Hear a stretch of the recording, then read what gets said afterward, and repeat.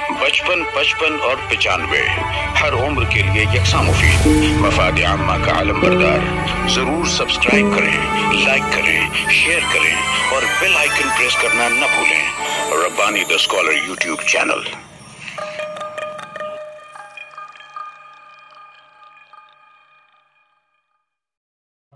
यकीनन आपने जो बातें की हैं वो आपके दिली जज्बात रहे हैं और एडवोकेट नंदपुत्रा साहब के ताल्लुक से जो बातें भी यहाँ की जा रही हैं वो यकीनन उनकी शख्सियत की बिल्कुल अक्कासी कर रही हैं, क्योंकि आप जहाँ उर्दू ज़बान और अदब से बहुत जगत रखते हैं, मैं आपको बताना चाहूंगा कि आपके घर का नाम भी जो है उन्होंने उर्दू में ही रखा है और आपके बच्चों का नाम भी उन्होंने उर्दू में ही रखने की कोशिश की है और रखा भी है और उर्दू से ये इंतहा करने की मोहब्बत रखते हैं कि उर्दू की किताबों के इजरा में भी आप दामे दरमे कदमे तुकने जो है बढ़ चढ़ कर हिस्सा लेते हैं और महफिलें भी मुनक्किद करवाते हैं उर्दू ज़बान अदब की। इस हवाले से यकीनन आज की तकरीर बहुत अहम हो जाती है। मैं यहाँ पर चाहूंगा कि हमारे अपने शहर के एक मारूफ वकील मोहतरम एडवोकेट वासिफ साहब से मैं गुजारिश करता हूँ कि अगर माइक पर तशरीफ लाएं और अपने हिसाब का इजहार करें।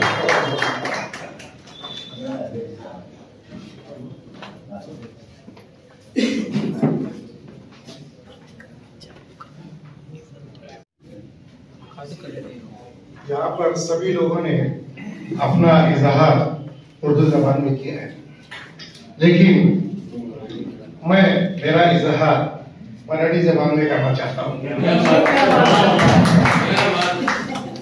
उसकी वजह यह है कि मैंने जो बुतला साहब ने जो ऑटोग्राफी का टकवाग्राफी का जो किताब लिखा है वो मैंने मराठी में पढ़ा है, इसलिए मैं चाहता हूं कि मेरा इजहार मैं मराठी में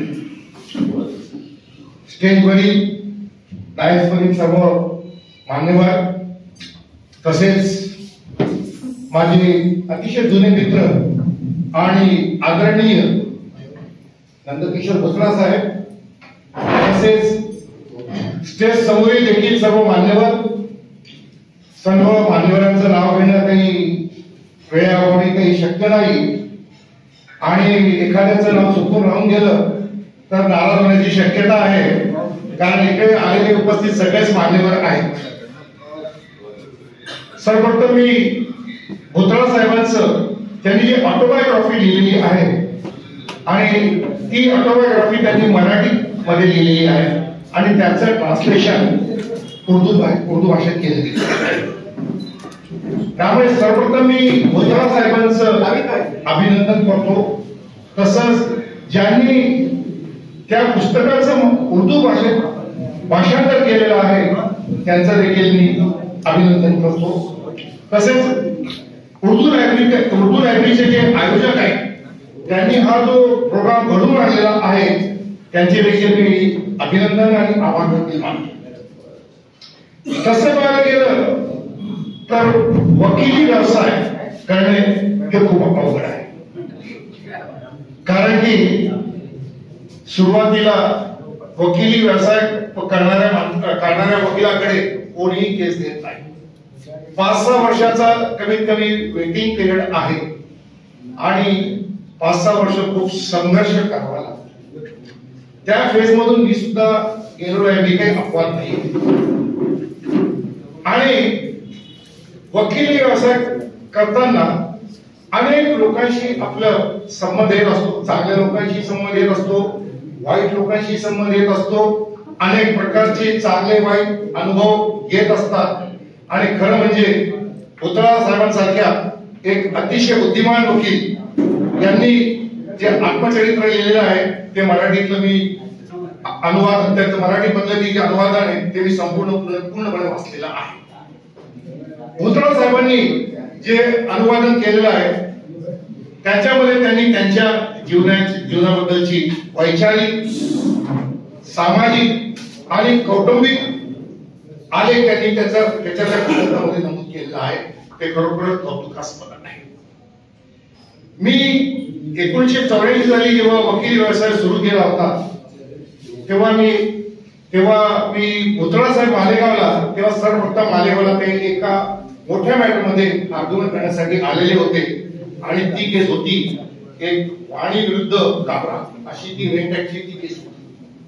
आणि मी अतिशय ज्युनियर असताना मी भुतळा साहेबांचा ते युक्तिवाद ऐकला आणि अतिशय प्रभावी युक्तिवाद भुतळा साहेबांनी त्यावेळेस केला. त्यांचा तो प्रभावी युक्तिवाद ऐकून मी खरोखरच खूप प्रभावी झालो होतो आणि मलाही मनापासून असं वाटलं होतं की मी सुद्धा भुतळा साहेबांसारखा वकील. मला एक प्रोत्साहन मिळालं आणि मी ठरवलं की आपण सुद्धा भुतळा साहेबांसारखी वकिली व्यवसाय करावी. त्याच्यानंतर मालेगाव वेळेस त्यावेळेस फक्त एक कोर्ट होतं, ज्युडिशियल मॅजिस्ट्रेटचं एकच कोर्ट होतं 84 सालामध्ये. आणि त्यावेळेस सेशन कोर्ट आणि सिनियर कोर्ट हे फक्त नाशिकला होतं. त्यामुळे मी दर आठवड्याला नाशिक येथे जात होतो. त्यावेळी मी मर्चंट वकील यांच्याकडे युनिटशिप करत होतो आणि माझ्याकडे योगायोगाने एक मोठ्या मॅटर सिव्हिलचा आला. त्यावेळेस माझा सिव्हिल कायद्यावर काही फारसा पकड नव्हती, अभ्यास नव्हता. मी ठरवलं हे मोठ्या मॅटर आता कोणाकडे घ्यायचं नाशिकला. तर मी भुतळा साहेबांचा तो युक्तिवाद जेव्हा ऐकलेला होता मालेगावला, मी भुतळा साहेबांच्या चेंबरमध्ये गेलो. भुतळा साहेबांना सांगितलं असं काही मॅटर्स आहे, हे मॅटर तुम्ही कंडक्ट करा. भुतळा साहेबांनी सांगितलं काही काळजी करू नका, मी ते मॅटर कंडक्ट करेल. ते होतं मेहता आणि अस्मर साहेबांचं ते एक मॅटर होतं आणि त्याच्यात भुतळा साहेबांनी मला न्याय दिला. दुसरी महत्वाची गोष्ट अशी की एक भुतळा साहेबांनी एक मॅटर झालेलं होतं, आसाबा कब्रिस्तान मस्जिदचं मॅटर होतं, ट्रस्टचं मॅटर होतं. दुर्दैवाने तो निकाल विरुद्ध लागलेला होता आणि योगायोगाने त्याचं अपिलाचं काम माझ्याकडे आलं. आता मी एकदम नवीन असल्या कारणामुळे अपील कसं ड्राफ्ट करावं हे मला काहीच माहिती नव्हतं. परंतु त्यावेळेचे आमचे पैगंबरवासी SS शेख साहेब हे अतिशय मालेगावातील एक नामवंत वकील होते. मी त्यांच्याकडे गेलो. शेख साहेबांना सांगितलं, शेख साहेब हे अपील माझ्याकडे आलेलं आहे ट्रस्ट मॅटरचं चॅरिटी कमिशनकडे. तेव्हा जॉईंट चॅरिटी कमिशनचं ऑफिस हे वरळी येथेच फक्त होतं, आता तर नाशिकलाही आलेलं आहे. मला शेख साहेबांनी सांगितलं काही काळजी करू नको, तू मी तुला ड्राफ्ट करून देतो आणि तू या मुद्द्यावर असं असं आर्ग्युमेंट कर, तुला केस चांगली आहे, अपील तुझ्या बाजूने, अपील तुझा आलो होईल. आणि त्यावेळेस नाशिक येथील RS भरतक साहेब हे ट्रस्टचे अतिशय एक मानलेले नामवंत वकील होते. ते आता नाही आहे. आणि मी charity commissioner joint charity commissioner Purandar साहेबांकडे ते अपिलाचं कामकाज चालवण्यासाठी त्यावेळेस गेलो. मी त्यावेळेस नाशिक पुणे मुंबई ते Purandar joint charity commissioner Purandar साहेब यांच्याकडे ते मॅटर चालवण्यासाठी गेलो. त्यावेळेस भरतक साहेबांनी विचारलं, रे समोरून अपिलाचं वकील कोण आहे? ते कार्टून क्लर्क सांगितलं ते दिसताय. त्यावेळेस मी खूप बारीक होतो, पर्सनॅलिटी अशी एकदम बारीक होती. ते माझ्याकडे आले, माझ्या खांद्यावर हात ठेवला, मला काही घाबरू नको, आर्ग्युमेंट कर. मला ते खूप गोष्ट खटकली, पण त्यांनी मला खूप हलक्यात घेतलं होतं त्यावेळेस. परंतु मी खूप मेहनत करून गेलेलो होतो, खूप स्टडी करून गेलेलो होतो आणि मी पुरंदर साहेबांकडे एक प्रभावी युक्तिवाद केला. मी स्वतःची काही स्तुती करत नाही, पण जी आहे वस्तुस्थिती ती सांगत.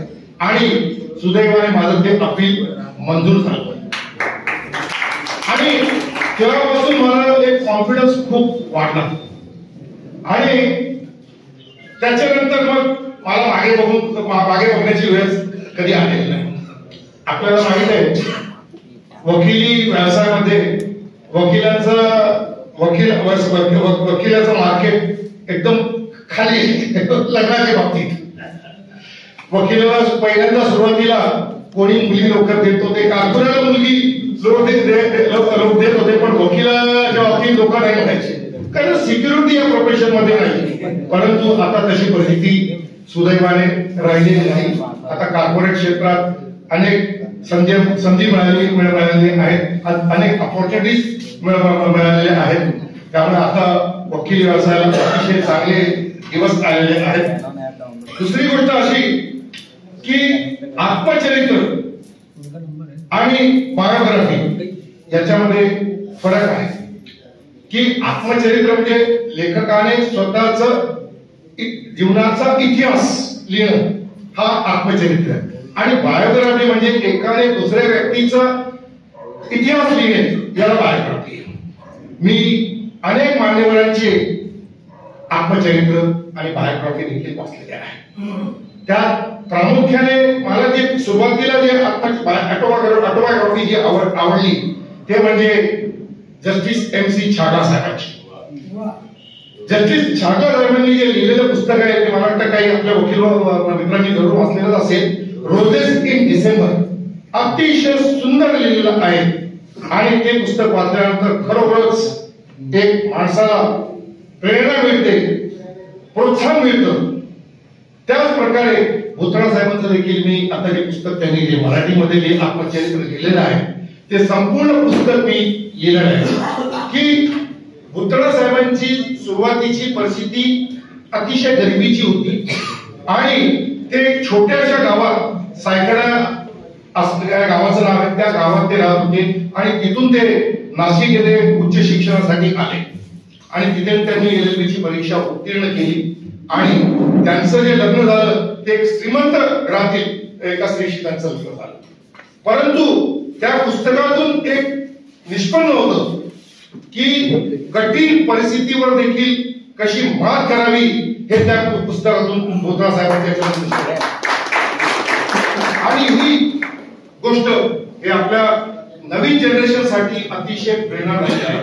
नवीन जनरेशनने नवीन पिढीने ते पुस्तक जरूर वाचावं. त्या पुस्तकातून नवीन पिढीला निश्चितच प्रेरणा मिळणार आहे आणि नवीन पिढीसाठी ती खरोखरच शिदोरी ठरणार आहे. कारण की बऱ्याच वेळा एक सक्सेसफुल माणसाला एक प्रश्न नेहमी विचारला जातो की what is the secret of your success. बऱ्याच वेळा हा प्रश्न बरेच आपण पाहतो टीव्हीवर सुद्धा बघतो, इकडे तिकडे सर्व होतो. हा प्रश्न एक कॉमन प्रश्न असतो, what is the secret of your success. सक्सेसचं सिक्रेट काही नसतं. Hard working is the only key of success. There is no shortcut in life. Life मध्ये शॉर्टकट नाहीये. परंतु दुर्दैवाने म्हणावं लागेल आज आमची काही नवीन पिढी जी आलेली आहे आमच्या व्यवसायात ते त्यांना असं वाटतं की इझी मनी मिळावं आणि खूप लवकरात लवकर आम्ही श्रीमंत व्हावं आणि त्यामुळे दुर्दैवाने म्हणायची वेळ आली आहे की नवीन पिढी ही फक्त जामीनच्या मॅटरमध्येच गुंतून गेलेली आहे आणि त्याच्यामुळे मग त्यांना सिव्हिल लॉचा अभ्यास करणे किंवा क्रिमिनल लॉचा अभ्यास करणे हे दुरापास्त झालेलं आहे. दुसरी गोष्ट अशी की